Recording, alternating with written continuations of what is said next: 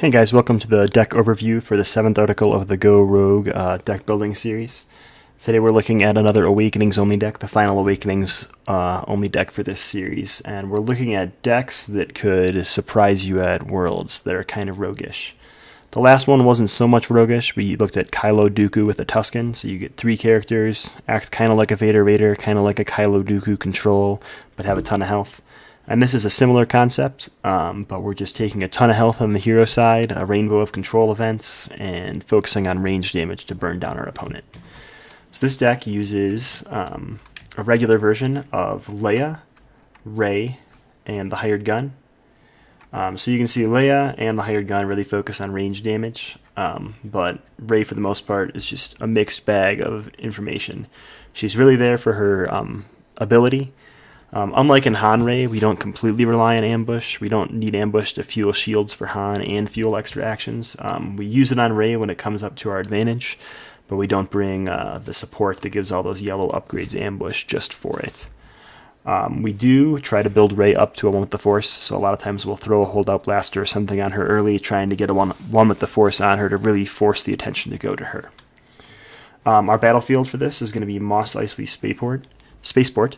It says claim, return one of your upgrades in play to your hand to gain a resource. So even though you don't have we're not going to bring second chance, and we're not going to be looping that with the Junkyard battlefield, you can return Holdout Blaster to your hand and replay it again the next turn with Rey to get that action economy that you want out of her.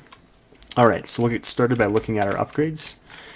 You can see we've got several upgrades here. We've got 2 copies of Hunker Down just for survivability. And then we go all in on range damage for a while, and there's actually supposed to be 2 copies of Jetpack. We've got 2 copies of the DH-17 Blaster Pistol, 2 copies of Hold Up Blaster to trigger Rey and to power up our Hired Gun and Leia, 2 copies of Jetpack. That special comes in really handy against Vader Raider when you don't want to take melee damage and lose your Hunker Down, but it also, that +3 side can be great once you get focus from 1 with the Force. We've got 1 copy of the DL-44. This is kind of a tech choice. You could take 2 copies of this to get extra ambush for Rey, or you could take 2 copies of the IQ-A11.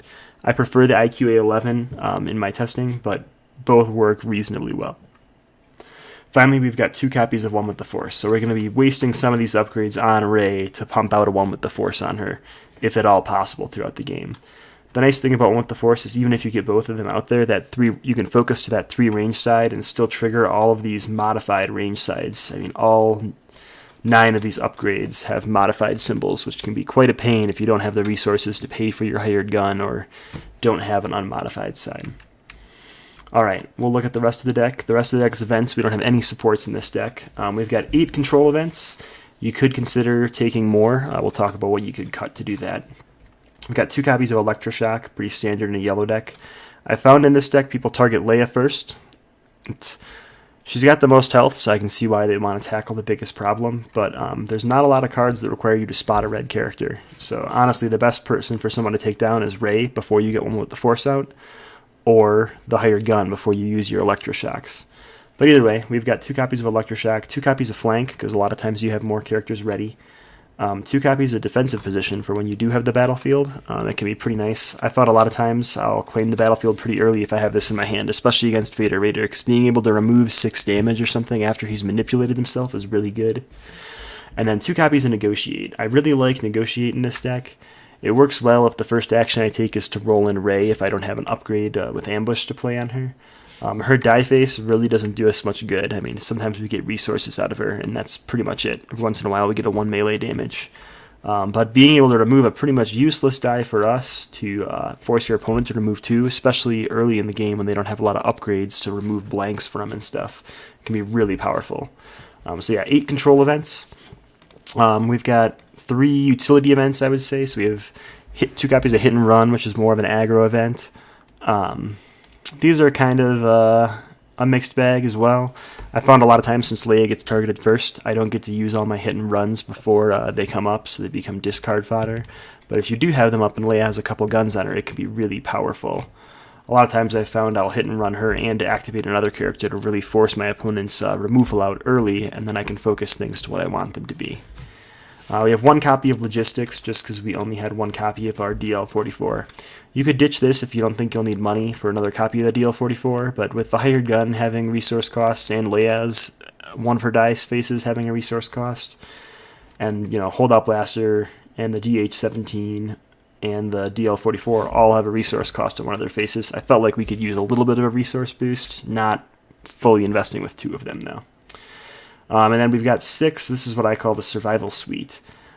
So I'm really big on shielding and healing events, especially in these high health decks. Nothing is more miserable than when you get Rey down to 1 health and someone plays Dug In on her and you don't have any unblockable damage, and then they play 2 copies of Field Medic and restore 4 health. Now you've got 7 more damage to burn through. That's like an entire another character. So we run 2 copies of Field Medic, 2 copies of Willpower, which helps us push damage as well as heal damage, and then 2 copies of Dug In. You could replace this Dug In with the event, the Qui-Gon event Defensive Stance, if you don't think you're going to control the battlefield a lot. But that's the deck. We'll try to post some videos. They're probably not going to happen until after Worlds, but thanks for tuning in.